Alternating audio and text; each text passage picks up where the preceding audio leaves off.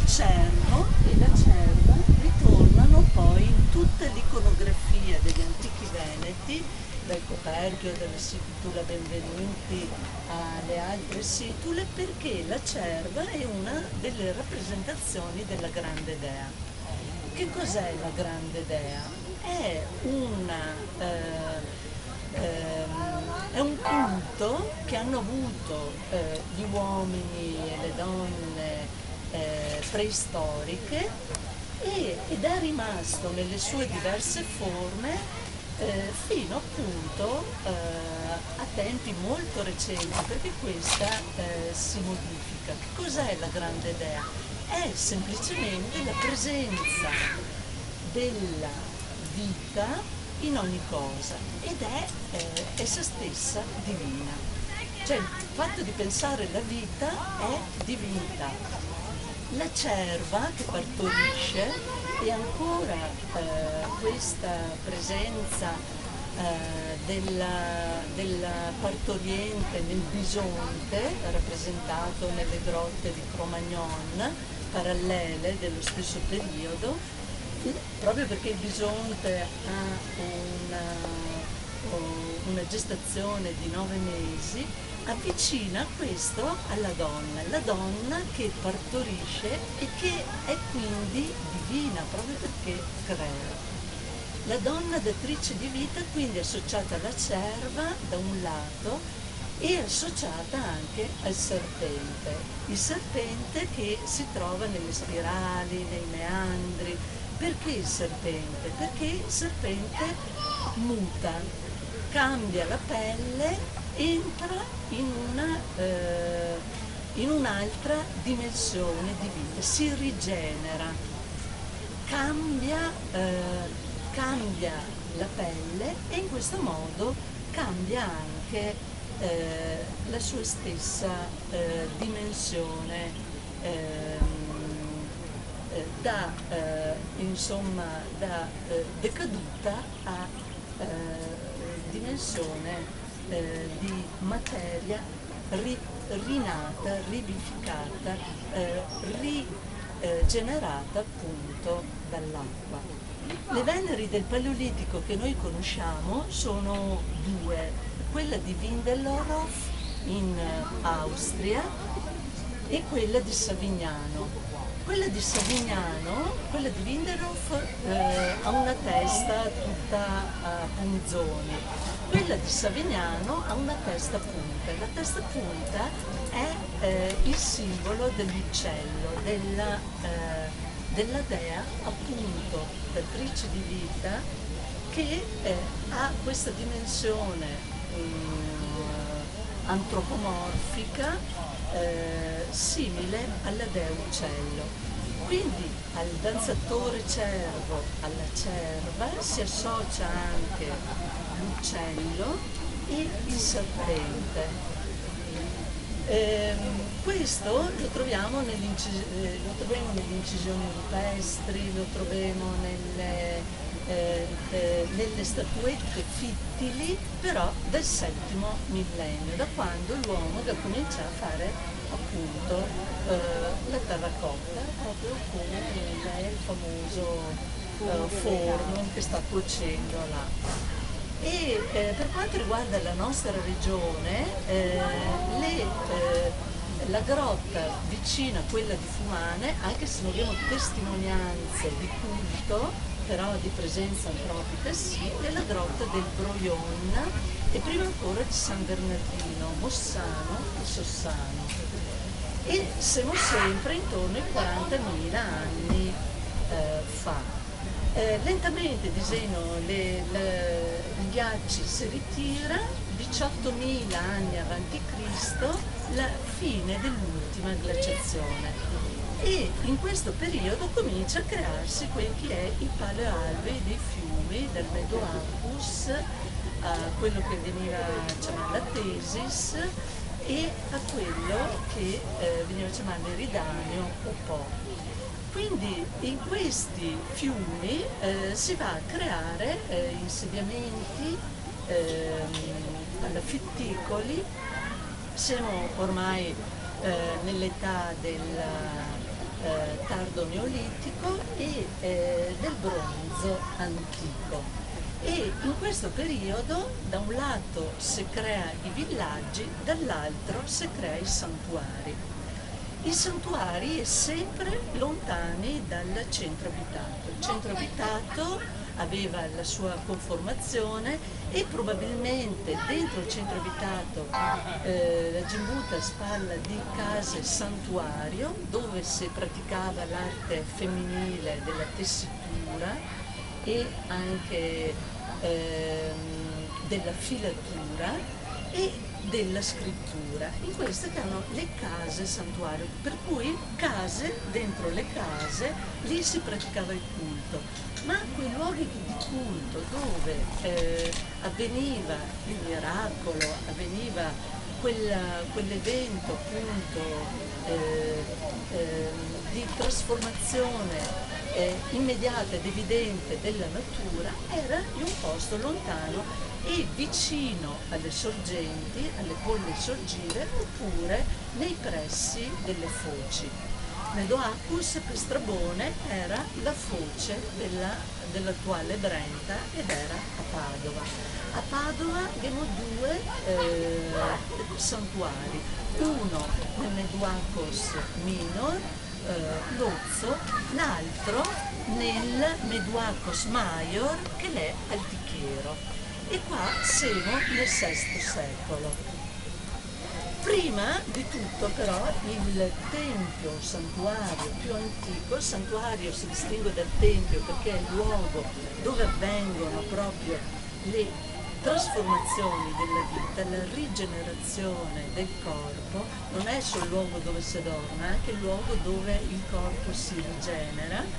L'è del XIII secolo e l'è a Corte Lazise di Villa Bartolomea, dove appunto fuori dal luogo abitato, probabilmente Carpanea, Isolone del Mincio, città veramente enormi, alle foci del Benaco, l'attuale lago di Garda, vi erano questi grandi insediamenti palafitticoli e poco lontano probabilmente molti santuari. Quello che conosciamo è questo del XII secolo a.C. a Corte Lazise Villa Bartolomea, dove che sta a trovare 5 spade, spilloni, poi fibule e anche pugnali. Questa presenza delle fibule è anche frequentissima nel famoso santuario di Pora Reitia a Este. È più tardo, è del VI secolo, siamo già 5.000 anni dopo a Este, probabilmente la foce della Tesis, anche lì le due ramificazioni, una la famosa di Caldevigo, la famosa Venere di Caldevigo, e l'altro quello appunto di Baratella.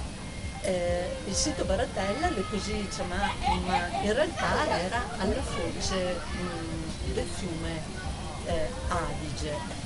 E anche lì si trovano tantissimi spilloni e questi spilloni probabilmente legavano il tessuto che veniva donato alla dea.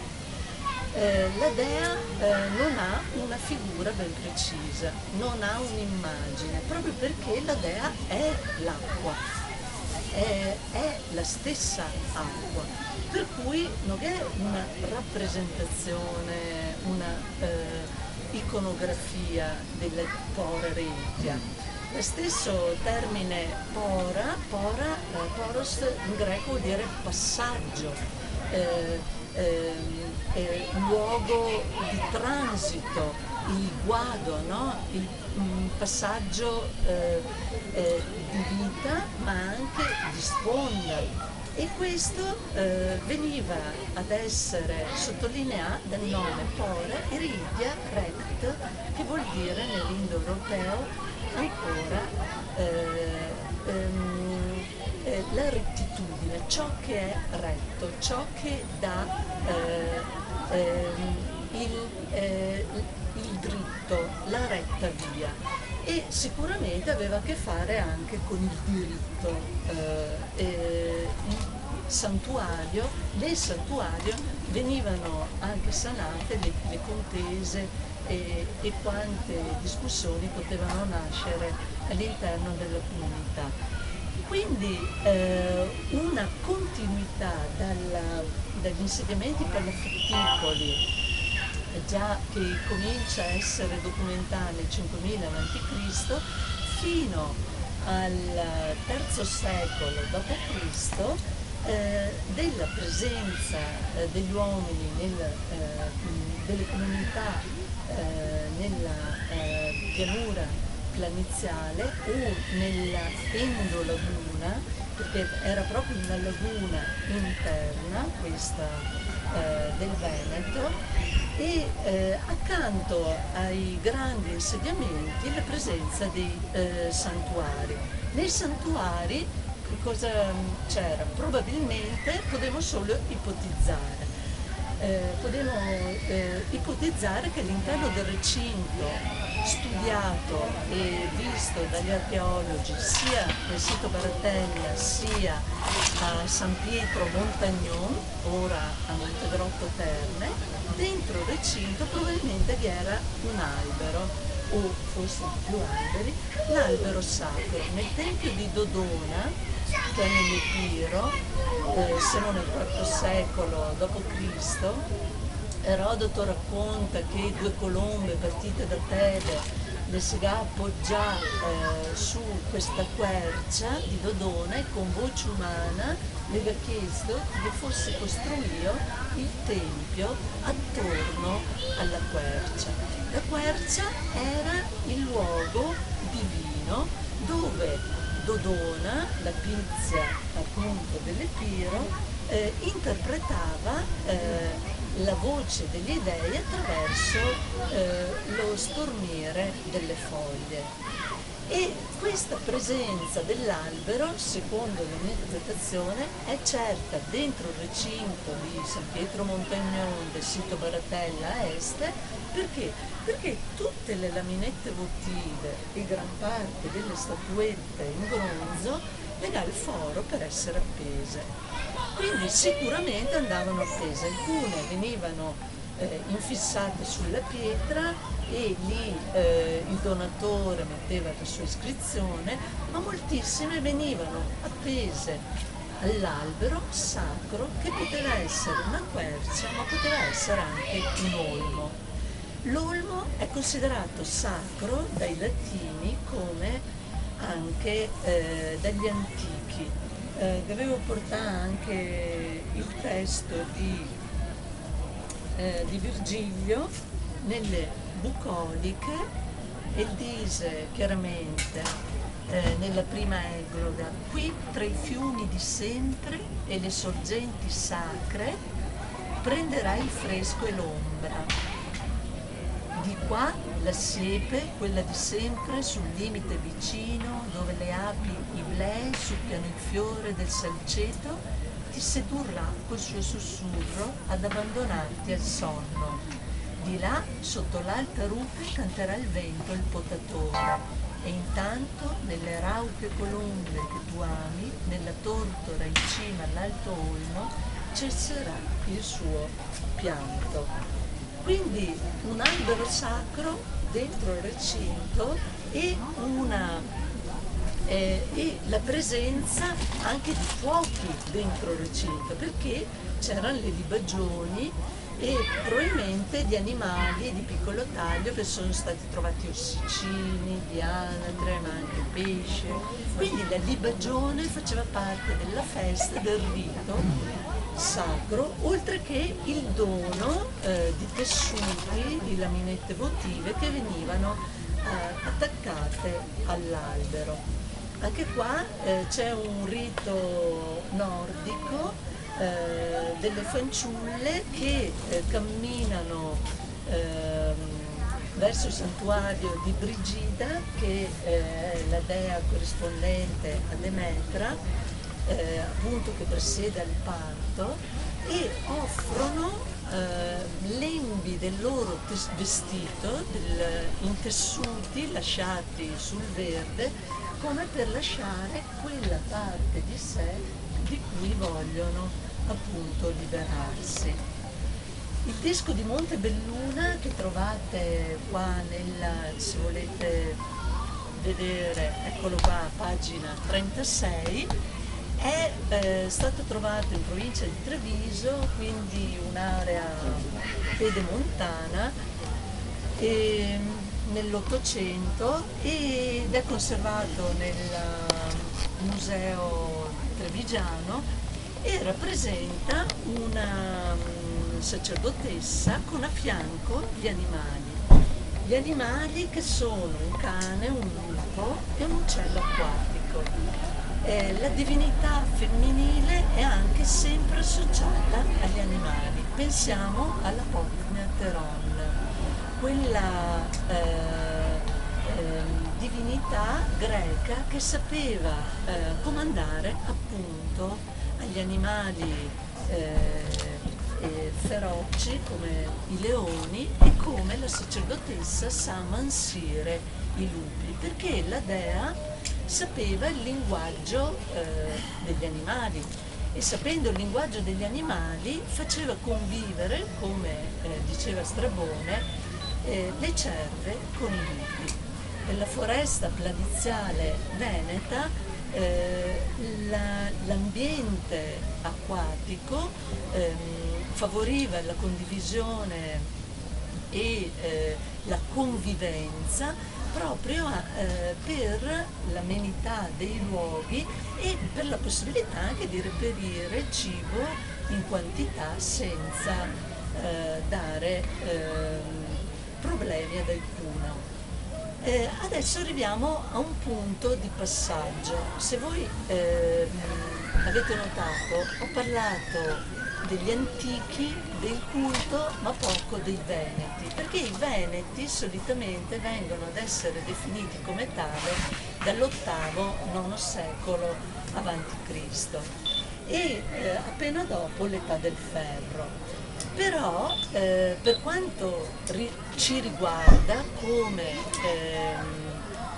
studio del territorio, non possiamo negare che c'è una continuità di insediamento, dalla grotta di Fumane a quella del Broglion, a quella di Faina di 35.040 anni fa,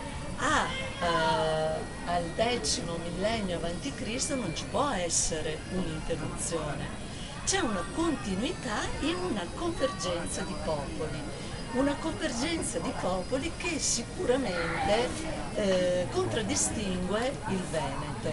Il Veneto è un crogiolo di popoli che hanno saputo condividere culture e civiltà. Per esempio la cultura di Hallstatt, che è del 1200 avanti Cristo, è la cosiddetta cultura dei campi d'urne. I veneti antichi cremavano e mettevano dentro dei vasi le ceneri del defunto. La cremazione fa parte di una cultura al di qua e al di là delle Alpi.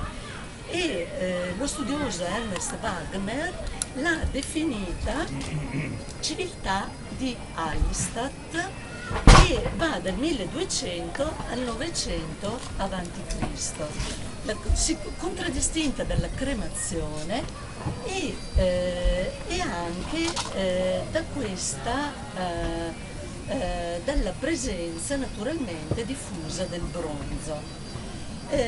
Nello stesso periodo, per quanto riguarda l'Europa, stiamo assistendo all'invasione dei cosiddetti indoeuropei. Indoeuropei sono quelli che portano il ferro, che sostituisce il bronzo e con una mazzata la spada di bronzo si rompe, il ferro invece temperato rimane intatto, e lentamente gli indoeuropei si sostituiscono agli autoctoni che probabilmente erano i Reti, che nella nostra regione probabilmente erano gli Euganei, e a loro volta instaurano una nuova civiltà. Questa nuova civiltà però è continua rispetto alla precedente, non c'è mai rottura. Natura non facit saltus, dicevano i latini, e anche la storia non può fare i salti, perché la continuità, soprattutto una regione come il Veneto, che appunto territorialmente è accogliente, non può che favorire questa evoluzione e trasformazione. E infatti i Veneti hanno la fama, pur essendo indoeuropei, pur essendo quindi belligeranti, hanno la fama di non essere violenti. Le armi che usano sono armi rituali che seppelliscono in mezzo al fiume e che donano il fiume, oppure rompono in segno rituale all'interno dell'urna cineraria, perché il defunto non la può più usare. Quindi anche l'arma stessa diventa strumento del potere, simbolo del potere, piuttosto che strumento offensivo. E i Veneti non belligeranti sono documentati anche dall'alleanza che fecero nel III secolo a.C.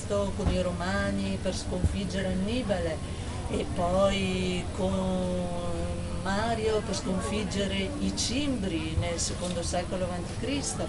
E quindi una tradizione, quella dei Veneti, che è per l'alleanza piuttosto che per la guerra. Sapevano scegliere. E sapevano scegliere. Fra la violenza bruta e la diplomazia, sicuramente scelsero la diplomazia. Per quanto riguarda la grande dea, o colei che dà la vita, la datrice di vita, quella che avevamo trovato nella preistoria con i simboli della cerva, ritorna nella Pora Reitia appunto dei Veneti con il simbolo ancora del cervo, che è appunto la chiave di Reitia. La chiave di Reitia è nel famoso sasso trovato nei pressi di Padova, che è un disco dove è inciso un disco con le due corna d'ariete che scendono in questo modo, e quella è riconosciuta come la chiave di Reitia. E Reitia che caratteristiche ha? Di sanare, di guarire, sanatei nelle iscrizioni del sito Baratella, e anche nella iscrizione della famosa alfabettiera. Ecco, una caratteristica dei Veneti rispetto alla grande dea che nell'VIII millennio è documentata in tutta Europa attraverso questa ceramica che appunto, essendo prodotta anche in oggetti molto piccoli, sono stati conservati nel tempo, è quella della divinità che cura. E nel bronzo, nell'alfabettiere del sito Baratella, c'è scritto ripetutamente Acheo. Acheo in greco vuol dire puro, e la cura faceva parte appunto degli attributi della grande dea. Una cura che era anche scritta, e questa è la caratteristica tipica della grande madre veneta, legata alla scrittura. I santuari hanno anche la presenza di stili dove c'è l'iscrizione del nome dell'offerente, e probabilmente questo per segnare l'importanza rituale della scrittura. Arrivo alla fine per quanto riguarda il culto d'acqua, perché questo era il tema, no? Il culto d'acqua, che è presente in tutta l'antichità, in tutto il mondo antico, e forse non come nella nostra regione con una presenza così dichiarata. Strabone parla di due templi per quanto riguarda il Veneto, uno dedicato ad Era e l'altro dedicato a Artemide. Naturalmente lui era greco adottato presso i Romani e le divinità della Porra Reitia le associava alla divinità che conosceva, quindi Artemide per i greci e Diana per i romani, la datrice di vita, colei che cura la vita. E l'altra Era, non si può non notare che Era è nata dall'acqua. Era, secondo la tradizione greca, è appunto appartenente all'acqua. Infatti era lei associata anche la roccia sacra, l'onfalos e la pietra di Cronos. Quindi nell'acqua si svolgono i riti di offerta come il cinturone famoso di Baldaria. Qui abbiamo il cinturone di Reitia, del sito Baratella, che rappresenta simbolicamente la vulva e quindi ancora la dea datrice di vita. Il cinturone di Baldaria invece ha 9 spirali. La spirale, che dicevamo prima, è il serpente che si rigenera con la muta, si trasforma, e accanto alle 9 spirali ci sono 2 dischi solari. Non facevano certo distinzioni di prevaricazione del principio maschile rispetto al principio femminile. La cerva era sempre vicina al cervo e viceversa. Non c'era questa volontà di prevaricare, no? Il maschile, il femminile sul maschile, come è avvenuto invece nelle tradizioni successive indoeuropee, dove il dio della spada ha esultato a uccidere il serpente, come il vedico Indra che uccide il serpente Urtra, il nordico Thor che uccide il serpente Midgard, il babilonese Marduk che uccide il serpente Tiamat, il San Giorgio cristiano che uccide il drago. Quindi il piacere di distruggere, no? Quello che è principio di vita in realtà, lo troviamo piuttosto in età tarda rispetto a quella preistorica o comunque pre-cristiana. L'Ava, se noi pensiamo Ava, l'antica, no? Ava, e noi la scriviamo con i caratteri venetici, allora noi scriviamo con la V capovolta la, e con la V che sarebbe la chevron, e la V alzata, la V Ava, è la stessa acqua, quell'acqua che trovavamo nelle ceramiche dell'VIII-VII millennio a.C. Della tradizione europea.